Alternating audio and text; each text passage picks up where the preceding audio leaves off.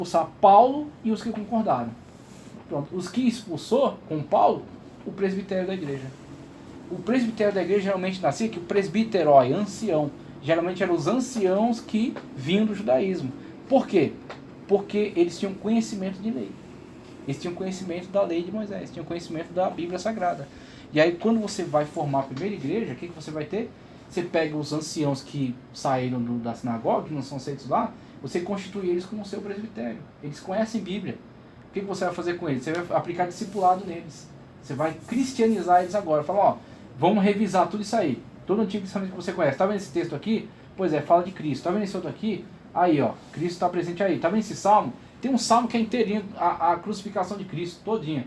Aí você vai começar a mostrar. Quando os caras estiverem estruturados já, entenderem que a palavra de Cristo está toda presente no Antigo Testamento, eles vão ensinar quem? Os pagãos. Aí os pagãos vão ser trazidos para a igreja, colocados aos cuidados do presbitério local, que são esses anciãos que saíram da sinagoga.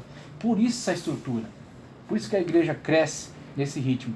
E Paulo, né, que é a figura que Cristo levantou exatamente para trazer esta base. Exatamente para trazer toda essa estruturação, tá ok? O incentivo, o que ele fala aqui, ó, eu vou deixar para vocês também isso aqui, esse conteúdo. O Império Grego, por exemplo, que ele fala aqui, a influência grega. Fala aqui, ó, a contribuição dos gregos. O Império Grego em 365, é conteúdo meu aqui, viu? 365, o Império Grego se torna uma potência mundial. 365 a.C. se torna uma potência mundial, sob o comando de Alexandre, e o idioma grego torna-se uma das línguas das relações internacionais. O que os gregos fazem? Em 365 a.C., os gregos derrubam os persas. Os persas eram quem tinham liberado os judeus para voltar para a terra. Ciro, né? Decreto de Ciro, depois Artaxerxes. Então, dentro da estrutura persa, os judeus eles eram uma satrápia. Aliás, eles nem eram uma satrápia, eles eram administrados por uma satrápia. Satrápia era uma província. Então tinha um governador persa numa província dessa, que, se eu não me engano, estava ou em Samaria ou na Síria. Por isso que os samaritanos eram tão metidos, tá? Então estava ou na Samaria ou na Síria. E os judeus faziam parte ali. Só que os judeus tinham autorização, né, imperial para construir. Então por isso que eles puderam seguir com a obra. Somente para a gente entender. Veio Alexandre, subiu. Alexandre conseguiu uma ascensão ao poder que foi meteórica, por causa da estratégia. Ele tinha uma guerra de assalto. Ele chegava na porta da tua cidade sem aviso. E dali com os caras muito bem treinados, com armamento da pesada. Então eles estavam muito bem preparados, eles eram rápidos, eles marchavam de forma sorrateira e eles chegavam de surpresa, a guerra de assalto. Aí no que chegava ali, metia o pé, os caras estavam despreparados, é onde você tomava logo, já matava logo o rei, e aí os soldados desestabilizavam. Aí entrava com a proposta, não precisa matar todo mundo. A política de Alexandre, dos macedônios, era totalmente contrária dos assírios. Os assírios faziam uma guerra de terror. Eles causavam terror, matavam, e quem não matava, ele arrancava de lá e colocava em outros lugares, que foi o que eles fizeram com as 10 tribos de Israel. Eles pegavam, passavam numa cidade, decapitavam todo mundo, carregavam as cabeças, quando chegavam na cidade, eles empilhavam as cabeças na porta da cidade. Para dizer, ó, é aqui, é o que vai acontecer. E aí, nessa aí, eles causavam esse terror. Então, eles conseguiram muito êxito, só que quando os caras conseguiram se reorganizar contra eles, também varreram eles. Então causou esse ódio, né? Os macedônios fizeram outra coisa. Então eles tomavam de assalto. Quando eles tomavam, eles propunham, falaram, não, a gente não vai matar todo mundo, a gente não vai arrancar vocês daqui, a gente vai fazer o seguinte, vocês continuem aqui, a gente vai colocar um administrador nosso, tá certo, com vocês, pode continuar adorando Deus de vocês, pode continuar com a cultura de vocês. A gente só vai fazer o seguinte, a gente vai colocar aqui também a nossa cultura. Então vai ter aqui um nosso administrador, vai ter anfiteatro que a gente vai construir, vai ter uma ágora aqui, uma praça para fazer comércio, vocês vão aprender o idioma grego. É isso que ele fez. Isso chama-se helenização do mundo, helenismo.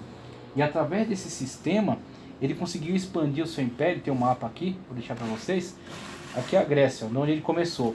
Aqui está o Egito, aqui está a Palestina, a Turquia, tá certo? Aqui está o norte, né, do Oriente Médio, com o Iraque, aqui e tal. E aqui está a Índia. Ele chegou até perto da Índia. Aqui é o Afeganistão, tal, Paquistão. A Índia está para cá. Ele chegou perto da Índia, na beirada da Índia aqui.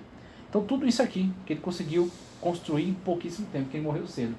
300 que eu falei ali, que eu sou ruim de data, 356 ele começou, 356 a.C., 356 ele começou, 333 ele morreu. Ele morreu e deixou 4 generais assumiram. E aí dos 4 generais, quem ficou responsável pelo Egito e pela Palestina foi um general chamado Ptolomeu e outro chamado Seleuco, ficou responsável pela Palestina. Então, com isso você tem a Grécia, ela quando dominou o mundo, o que ela fez? Ela estabeleceu língua universal, o grego, e estabeleceu difusão cultural.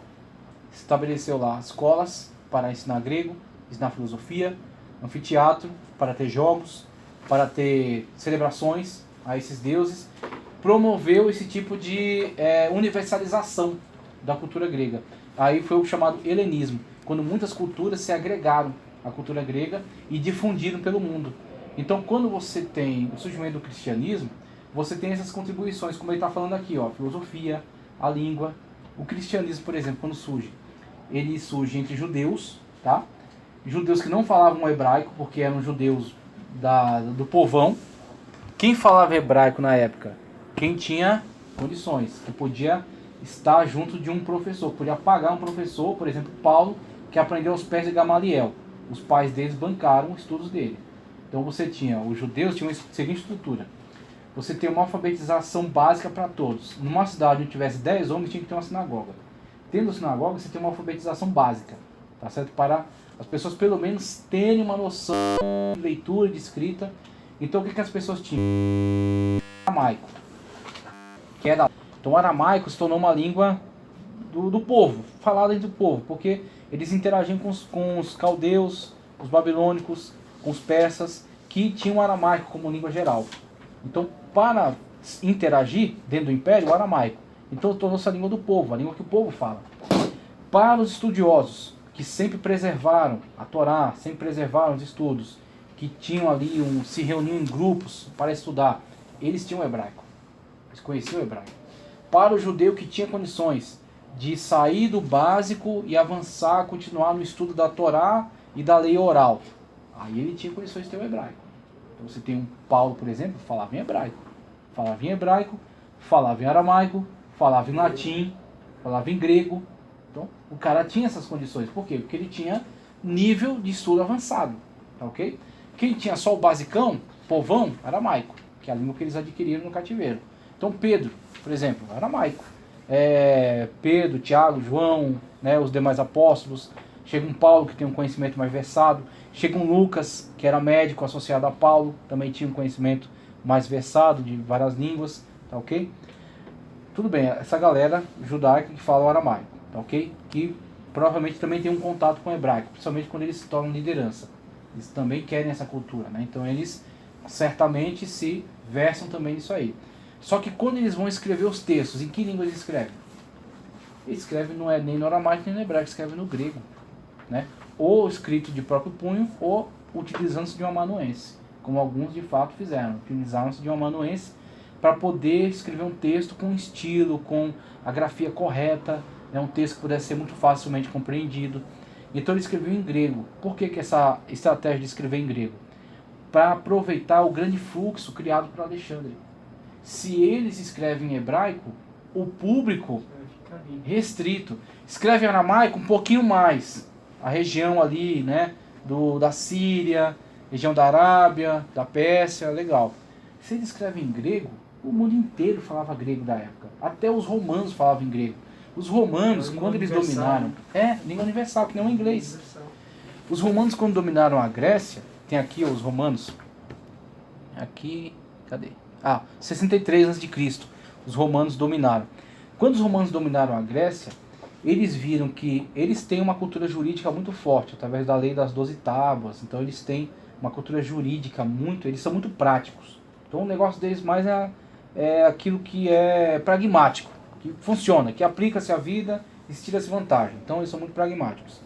Mas quando eles têm um contato maior com o mundo grego, eles veem que o mundo grego é muito mais rico do que eles, de informações, muito mais rico de filosofia, que eles fazem? Em vez de eles destruírem o mundo grego, eles absorvem. Inclusive, o termo pedagogo nasce exatamente do fato do romano adquirir um escravo grego. Só que esse escravo grego não era qualquer escravo, não simplesmente uma pessoa para carregar peso. Era um cara que era filósofo na cidade dele. É um cara que era conhecedor. O que ele fazia? Adquiria para si e colocava para ensinar seus filhos. Para ensinar, né, dar um conhecimento básico. Aí, quando esse filho crescesse, aí ele ia se inteirar da cultura romana. Aí ia para o Senado, ia aprender sobre as leis do povo, ia para os destacamentos militares, aprender sobre a guerra. Mas no começo, no basicão, ensinava lá, né, sobre Homero, sobre a Ilíada, ensinava sobre o idioma grego. Os caras absorveram a cultura grega para si. E aí você tem a cultura grega, né, contribuindo. A cultura romana, quando chega a 63, né, a ascensão de Roma. O que Roma contribuiu? Roma contribuiu principalmente com a chamada Pax Romana. A Pax Romana. Então, a Grécia, né, se dividia em quatro generais, e ficaram disputando entre si e se enfraquecendo. 63, surge Roma. Roma consegue vencer as suas primeiras batalhas. Vence os etruscos, vence os outros povos da região, se estabelece. Depois tem as guerras chamadas com... Eu vou esquecer o nome da cidade agora, quer ver? Vence, tá certo? Com essa cidade de cultura fenícia que ficava no norte da África. E eles, vencendo essa guerra, né, vencendo essas importantes batalhas, eles se fortalecem, são ainda uma república, depois vão se tornar um império e conseguem crescer muito militarmente, destroem a resistência grega, né, conseguem dominar aquela área e em 63 chegam agora na dominação sobre a Palestina. Então dominam o Egito, tá certo? E depois conseguem dominar a Palestina. Quando eles dominam a Palestina, você já tem o seguinte, os gregos já passaram por lá, já deixaram cultura grega, já influenciaram o povo lá em algumas situações, né? Existem alguns grupos que aderiram à cultura grega. O grupo, por exemplo, dos saduceus. Os saduceus, que era o grupo sacerdotal. O grupo sacerdotal imergiu na cultura grega. Você tem a situação, por exemplo, quando os gregos chegaram para dominar, você precisa interagir com um líder político. Só que, como eles estavam numa situação desestabilizada ainda, quem era a liderança que podia se apresentar? Eram os sacerdotes. E aí os gregos negociaram com os sacerdotes, né? Beneficiaram eles, né? Os sacerdotes gostaram disso e imergiram na cultura grega. Os saduceus. Os saduceus eram os mais helenistas daquele grupo, né? Dos fariseus, zelotes, que eram a guerrilha, né? Os essênios, que se isolaram no deserto. E os saduceus eram um grupo que interagia muito com o governo. Quando os romanos chegaram, o que eles fizeram? Negociaram com eles. Então você tem a estrutura, né, do cônsul romano, que vai assumir ali como líder da região. Então tudo que lida com vida e morte, tudo que lida com estrutura estatal, tem que passar pelo cônsul. O cônsul tem que dizer se pode ou se não pode. Por isso que eles não puderam crucificar, não puderam matar Cristo, mesmo que eles tenham capturado e tenham torturado ao longo de toda a noite. Mas quando chegou a hora da ideia, vamos matá-lo, aí tiveram que levar diante de Pilatos. E não somente isso, não puderam acusar Cristo de ser um herege, porque isso não interessa para Pilatos. Pilatos é romano, ele quer saber do que interessa ao Estado. Eles disseram, ele está se voltando contra o império, ele está dizendo que ele é o rei dos judeus. Olha o que os outros caras fizeram. Para atrair a atenção de Pilatos, falar, opa, é uma sedição. A sedição era o crime capital para Roma. Porque a sedição é o seguinte, o cara está se insurgindo contra o Estado. E aí ele tem que eliminar aquela sedição o mais rápido possível, para não sujar o nome dele. Porque senão o imperador ficar sabendo de agitação e vai dizer, o que você está fazendo aí? Aí ia trocar ele, ia matá-lo e ia substituir por outro. Então ele tinha que eliminar, por isso que os judeus foram na coisa certa. Os fariseus, né? Foram na coisa certa. Ele está se levantando contra Roma. Você não é amigo de Roma? Tá certo? E aí colocou ainda essa questão de que nós somos amigos de Roma, ave César, né? E tudo mais. E aí atraiu a atenção de Pilatos. Pilatos não conseguiu achar crime, né, em Cristo, mas lavou as suas mãos e entregou para eles, deu aval para eles, né? Chicoteou e entregou para eles, ok? Mas você tem essa situação então, a contribuição da Grécia com a língua e a cultura, a contribuição de Roma, a Pax Romana. O que é a Pax Romana? O cara chega para a cidade que ele está dominando, fala, ó, se vocês resistirem, a gente vai arrebentar vocês, não vai deixar nada, vai eliminar tudo. Se vocês negociarem, a gente deixa vocês continuar com a cultura de vocês, tá certo? Com seus deuses, sua cultura, com uma liderança local, só que a gente vai colocar o nosso cônsul, né, o nosso administrador, vocês vão pagar impostos para nós e vão se submeter à nossa lei, que é a Pax Romana, Pax de paz, de pacificação. Então, quando você tem o surgimento do cristianismo, você tem uma língua universal, que é o grego, e você tem uma paz universal. Por quê? Porque os povos foram subjugados por Roma. Antes disso, para você sair de uma terra para outra, meu irmão, dava trabalho, dava muito trabalho. Você ia ter que pegar ou caminhos desertos, para você fugir dos ladrões, você fugir das guerras, você fugir da polícia das cidades locais. Então você está saindo daqui, ó, você está saindo, por exemplo, Paulo saiu, pegou um navio lá em Antioquia, desceu em Chipre. Pronto, se não houvesse Império Romano, quando chegasse em Chipre, ele ia ter que falar na língua local, ou seja, se o mundo grego não tivesse colonizado, né, influenciado. Ele ia ter que falar na língua local e outra, ele ia ter que pagar algum tipo de taxa alfandegária para o administrador local, senão ele ia morrer por ali mesmo. Aí ele foi para Icônio, pronto, é outra situação, é outra língua, é outra taxa, é outro problema. De Icônio vai para Derbe, pronto, aí tem que ver se o cara autoriza ele daqui para ali, se deixa, tá entendendo? Então, o que Deus fez em relação a isso? Deus criou todo o contexto. É o que Paulo chama de plenitude dos tempos. Você tem primeiro a dominação grega, língua universal. Dominação romana, Pax Romana. E não somente isso. Roma construiu mais de 10 mil quilômetros de estradas na época deles. E não é estrada ruim não, é estrada boa, que duram até hoje. Você tem fotos de estradas romanas pavimentadas lá, aquele paralelepípedo, tudo direitinho, até hoje. Então você tinha correio passando, você tinha tropas se movimentando, entrepostos militares para assegurar o trânsito ali, sem ladrões. Tudo isso, né? Os mares antigamente eram infestados de piratas no Mediterrâneo. Quando Roma assumiu que acabou com os caras, as navegações podiam ir tranquilamente para onde fosse. Tudo isso aí. O que foi? Deus criando condições para o cristianismo surgir e se difundir rapidamente. Com contribuição grega, contribuição romana, como eu falei. Ele fala dos judeus também. O que ele fala dos judeus aqui? Dos judeus ele vai dizer o seguinte: havia uma descentralização do judaísmo. O judaísmo estava extremamente dividido. Deixa eu ver aqui o conteúdo que eu peguei. Os grupos que tinham dentro do judaísmo. Você tem, ó, os grupos que haviam. Você tem saduceus, que eu falei para vocês. Saduceus que, conforme a tradução, vem de Zadoqueus ou de Zadok, aquele sacerdote que foi colocado na época de Salomão, se eu não me engano, e que depois do cativeiro se tornou a família sacerdotal que conseguiu comprovar linhagem genealógica. Quando os caras voltaram do cativeiro, tinha um problema, que era comprovar a linhagem genealógica. Então, se os caras conseguem comprovar por registro, eles são admitidos. Aí, não, realmente, você comprova que você é da família tal, que era daqui, não sei o quê. Assim também, os cidadãos estão voltando nas caravanas, né? Zorobabel, Esdras, Neemias, chegou aqui, beleza. Tá, o que você é? Ah, eu sou da família sacerdotal, eu estou ligado ao templo, eu vou servir novamente aí. Tá, aí, sua família. Pai de quem, filho de quem, avô de quem? Cadê o registro? E aí você mostra lá, não, tal registro tal, que está ligado a esses registros, né, que ficavam também com os anciãos, e aí você conseguia comprovar, pronto, você faz parte. É a situação dos Zadoqueus, que será futuramente os saduceus. Saduceus comprovam. Então eles se tornam a casta sacerdotal, que está ali agora em Israel, quando volta do exílio. Então você tinha saduceus, você tinha fariseus. Fariseus é outra situação. Os fariseus, eles são professores, são mestres. Então eles não tinham a necessidade de comprovar linhagem genealógica, tá certo? A necessidade de comprovar que eles eram de família. Não interessa, eles são professores. Então os fariseus, perdão, estão ligados muito mais ao povo, muito mais às necessidades do povo de conhecer a lei, de conhecer os costumes, de conhecer a língua. Então os saduceus estão ligados ao templo, à religião oficial, né? Aos cultos, ao cerimonial. Os fariseus estão ligados às pequenas congregações, às pequenas sinagogas.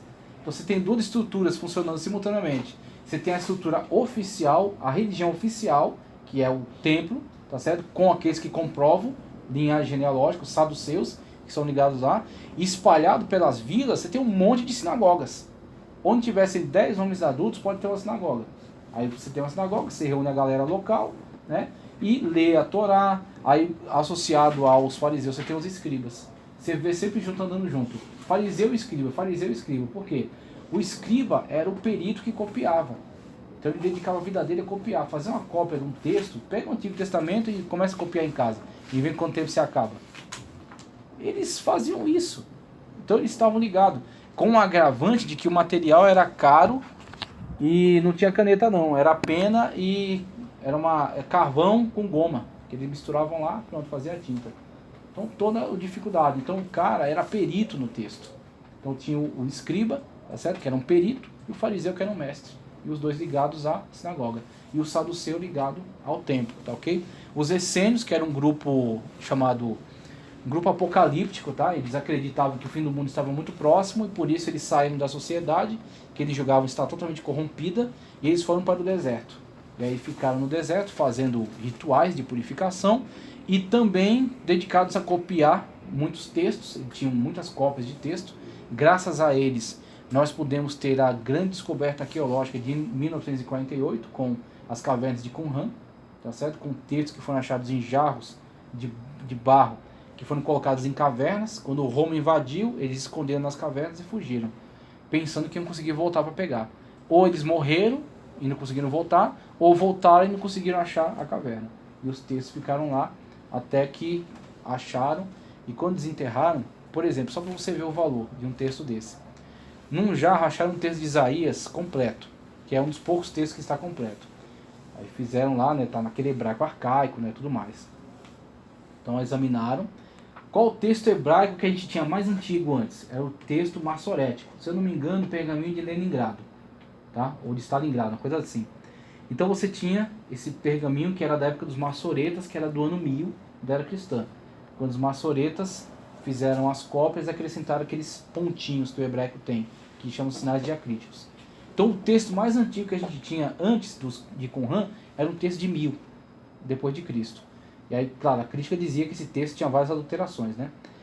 Quando acharam o texto de Qumran, acharam o livro de Isaías de 129 a.C. O texto. Comprovaram por meio de teste laboratorial. Este papel foi manuseado em pelo menos 200 a 139 a.C. Aí colocaram um lado do outro. Você tem mais de 1000 anos de distância de um texto do outro. 129 a.C., outro 1000 depois. Exatamente igual. Sem nada fora. Tudo copiado exatamente igual. Fidelidade da cópia. Não tem discrepância, tá ok? Vamos encerrar por aqui porque a hora já foi. Então a gente parou na contribuição, tá certo? Que os povos deram, né? Dos judeus, que a gente está explicando, aí a gente dá sequência nela. Tá ok? Dá sequência a partir daí. Expansão da igreja, tranquilo. E aí a gente consegue pegar com mais facilidade aí na próxima aula. Chegando já no final da 1. Tá ok? Vamos lá. Então a gente encerra por aqui. E segunda-feira que vem. Segunda-feira é a primeira segunda.